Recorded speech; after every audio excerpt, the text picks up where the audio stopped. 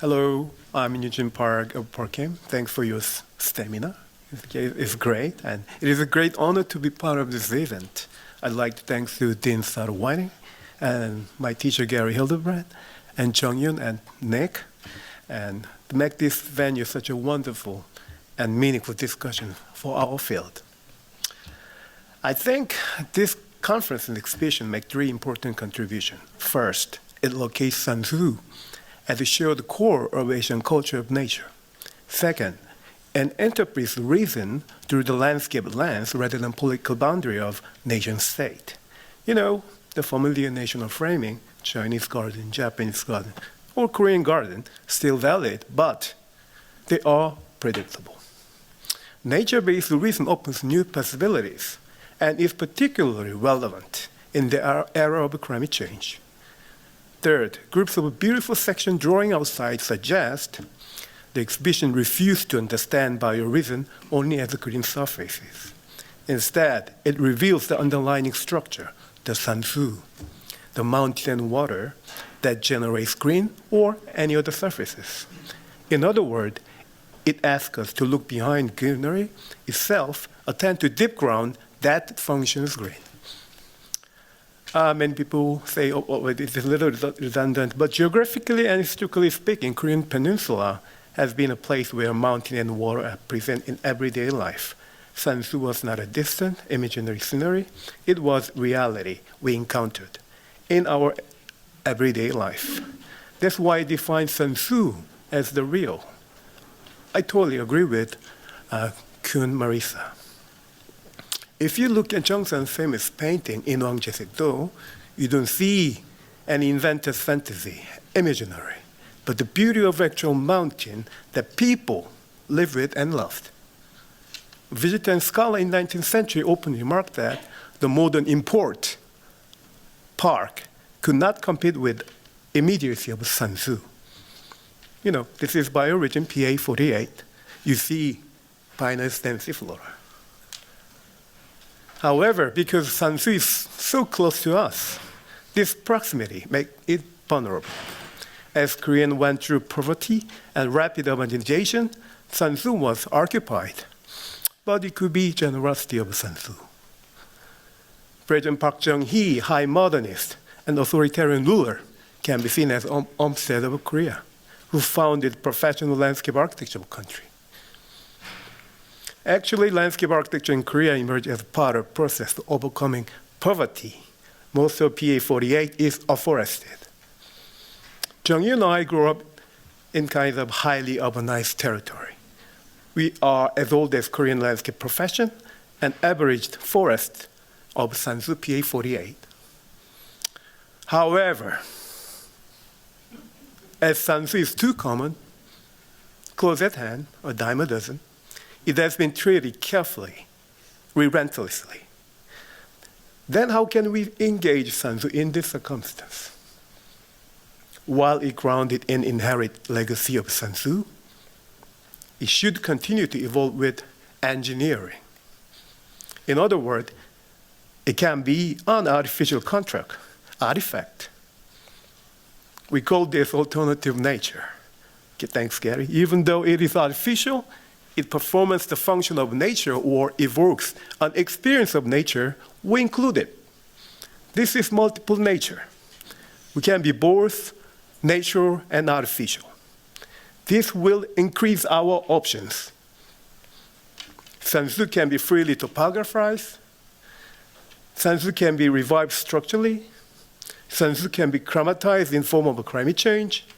Eventually, Sun Tzu can be rewild. In other words, we can accelerate the function of Sun Tzu. The reality. In the context of a heavily engineered city like Seoul, capital of PA48, recruiting Sun Tzu must often begin with the most functional dimension.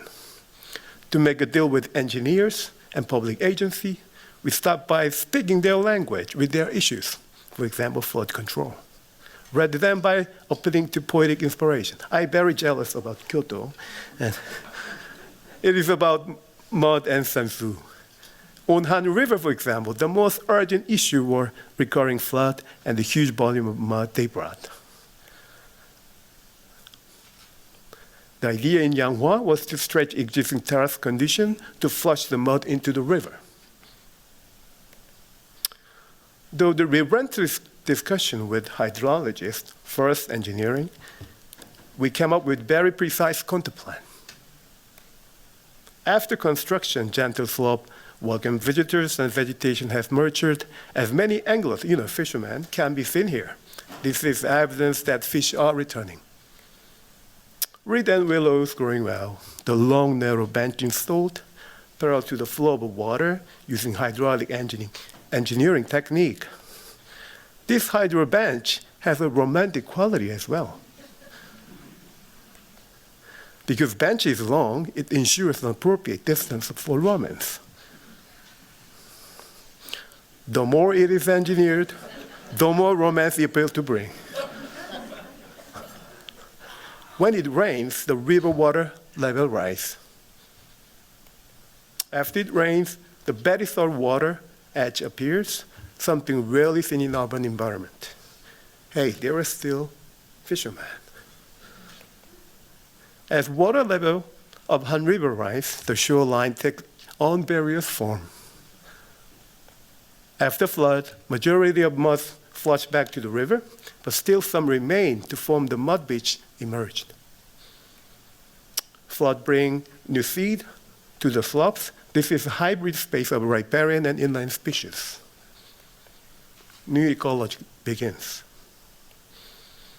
This was last fall. Multi-stem willow is much enough. Now you see the mud beach. A Sansu and structure. President Park modern project, Gyeongbu Highway, in 70s, it was inevitable to cut the mountain to build a highway. The leader of a poor country has only a few options. Very interestingly, the site became the subject of a design competition where the challenge was to propose eco-bridge spanning the Gyeongbu Highway. In the 70s, the place was where two rich met, but it was damaged due to the construction of a highway. So we decided to revive the lost Sansu as a bridge structure. In order to create a healthy forest, on upper level, a robust supporting structure needed below. To achieve this, we thought it was best to utilize the resistance of a cut slope, kind of load of the earth. By repeating series of individual arches, we create the form of two lost ridge lines. Through ongoing conversation with structural engineer, second engineering, the form was further refined, resulting in a shell arch structure that celebrates the forest suburb and evokes the surrounding topography. We proposed not only soil depth of 2 meters, but also artificial aquifer that allows water to collect and form a reservoir after drainage. This ensured that moisture could be supplied to the forest even during the period of extreme drought. The disconnected ridges are linked by artificial Sansu, while the existing and new differ in form. They are structurally interdependent. Although we did not win, it feels like we finished unfinished project of President Park Stream Green Highway. This is competition for outdoor auditorium. Yes, we win eventually. And now we are currently finalizing the detailed design at the office. What should a public venue look like in one of the hottest cities in Korea? This was the first question we asked. And we found our answer in old photograph of Sansu.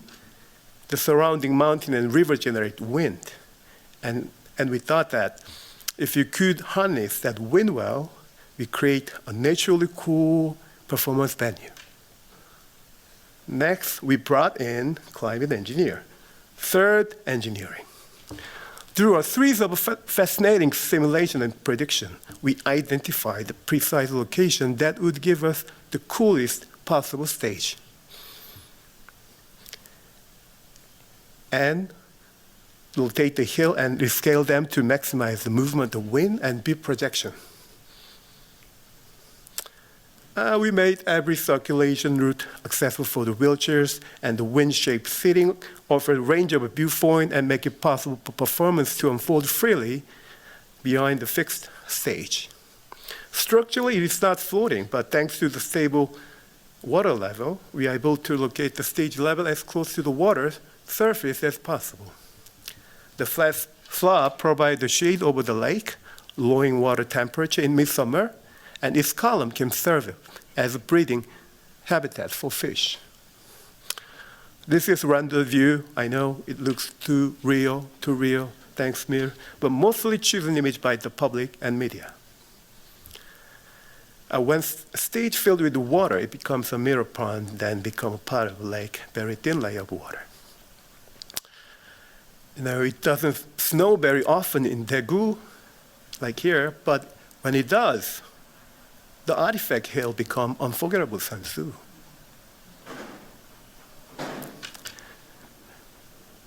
How can we further accelerate the natural function of Sansu in the era of climate change? This is about future of Sansu. We test that possibility here at Harvard with Jung-Yoon.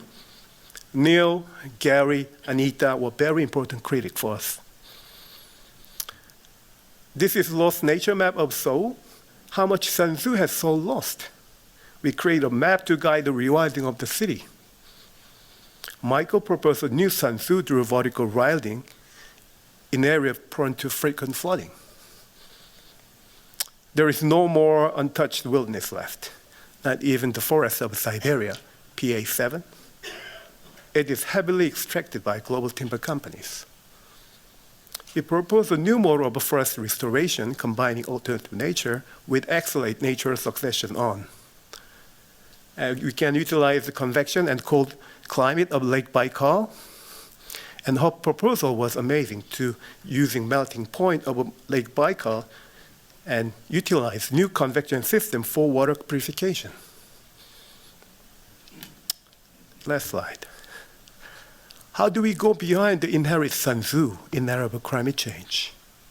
We believe Sansu must be its natural function further accelerated, but it must be capable of being regenerated, not as a single form fixed, but through multiple form and experience. And this process, I think, landscape architecture being called on to exercise new form of leadership. And I think we must respond to that call right now. Thank you.